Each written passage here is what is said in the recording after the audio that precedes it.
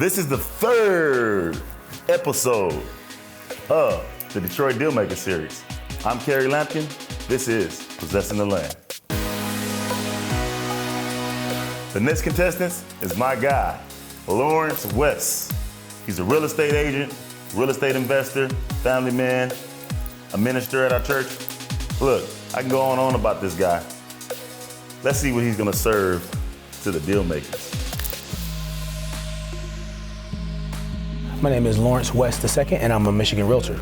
Becoming the next deal maker would change my life because it would give me experience in the new construction lane. And I realized that at first I was thinking about investing in properties that already existed, but the new construction lane is so much deeper and it's so much more potential because you're creating an entity that wasn't there before. And it also gives you a lot of room for creativity. So I'm really excited about that. Ooh, all right, are you ready? Right. All right, man, go meet the deal makers. Let's go. Hey. How's everybody? Hey, great. How's everybody? Mr. Jackson, Tanker, McCambry, McNeely's. How are you guys doing today? Great. Good. Do you have my packet? You have my packet? Yes. We do. Yes, Okay. we do.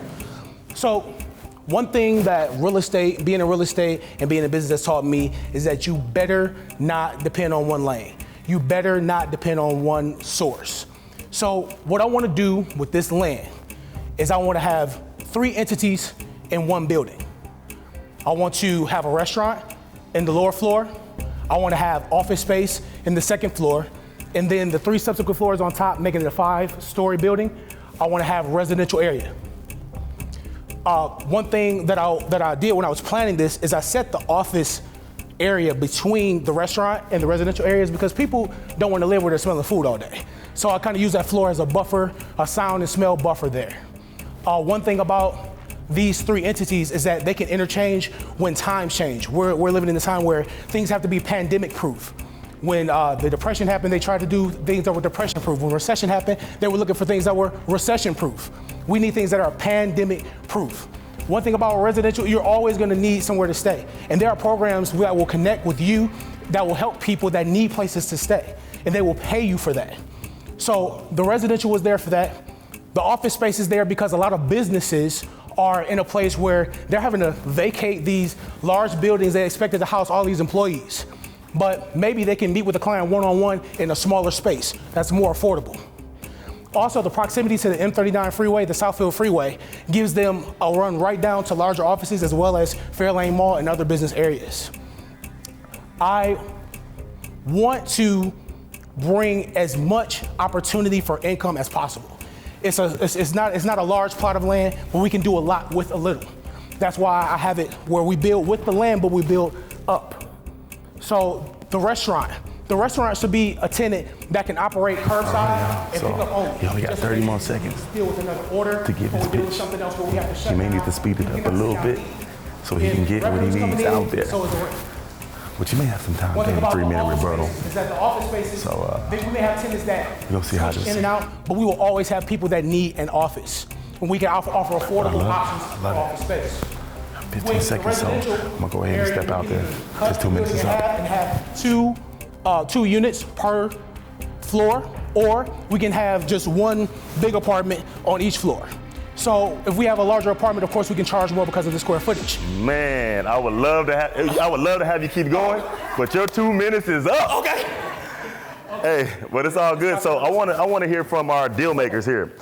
What do you guys think so far? If you guys want to hear more, Have you ever built something, a project like I this? have not. This is the first time for me. So what is your studies on this? Because you're getting this land, and sometimes people use it as a just opportunity to get something in the moment. Right. But what is your plan when you get the land? What is your plan to move forward and make sure the land is developed? Well, one thing, you have to get dependable contractors, first of all. Breaking ground is a thing. I don't have all the answers for that. That's not a specialty that I have. But one thing that I do know is that the plan for the actual project, because it is pandemic proof, because income will always be flowing through this building, that it's a project that people will get behind.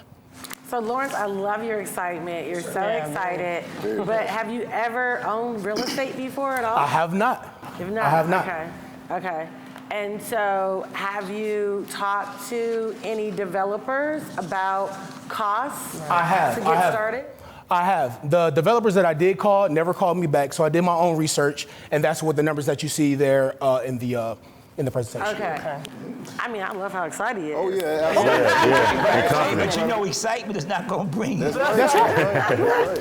You know, your passion's incredible. I mean, you know, you're dressed well, you know, and man, if you could get financing for the smile on this picture right here, you know, you would have what you need to complete the project. Yes, sir. You know, so we really appreciate all of that, but absolutely right in terms of the plan. A few things concern me. Number one, on your estimate sheet here, you say guesstimated Yes. all costs at $2 million and guesstimated income. You know, so you really don't have an accurate anticipated cap rate. Could you because- share your capitalization rate with us, or have you identified that? I have not identified that because there are intangibles that are there that I couldn't account for because, one, I've never done it, and I'd rather you partner with an honest man than a liar. Secondly, there are things that, you know, because I haven't done it before, I have to foresee. Because I haven't done it before, I have to, you know, just kind of give room to foresee. So I said guesstimated because I don't want the number to come back lower. We're losing money. I'd rather it be higher and us save money. Well, that's good, deal makers. Anything else before we wrap it up? Three C's: cash, collateral, and credit. You need to start focusing on those things to solidify your game plan to get out here and start expanding outside Yes, sir. of other research you need to do. Okay. And get a mentor right away. Okay. Yeah, that's what I was gonna say, mentor. Phew. Thanks, guys. Sure. I feel Thank good. you. I feel good. I feel good. Thank you for all the critique. Thank you for the feedback. Appreciate it. Thank you, Lawrence. All right. Yeah. Thanks, go Kerry. on. All right, deal makers. Well, first of all, his numbers were guessing numbers. I can guess anything, you know what I'm saying? Right. And so what we're looking for is it's not a giveaway, it's an opportunity. Right. Because when you look at something free, you know what the word free does? It makes you passive. Yes. The Right. word free brings endorphins. You see, so you eat calories and that's free. But you go to the gym to work to burn them all. That's good. And so we want them to understand that we don't want them to say, oh, I'm gonna get this land and I got it, and you know, they feel all good, that's the endorphins moving. But then what about the work behind Right. it? Yes. So he's not prepared.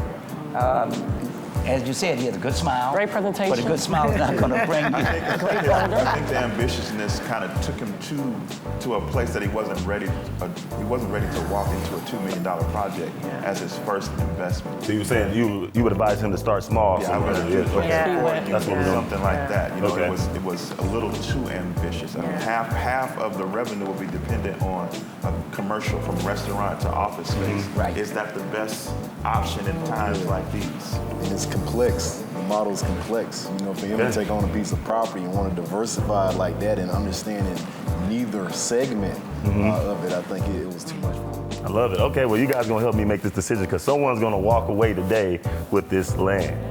Yeah, I like how you said it's not free because this is opportunity. So we want to make sure we make the best decision for this opportunity for them. So that was Lawrence. Lawrence, you bought the energy, you bought the personality. They believed in him. They wanted to believe in him, but you didn't bring the numbers. I'm Kerry Lampkin, and this is Possessing the Land.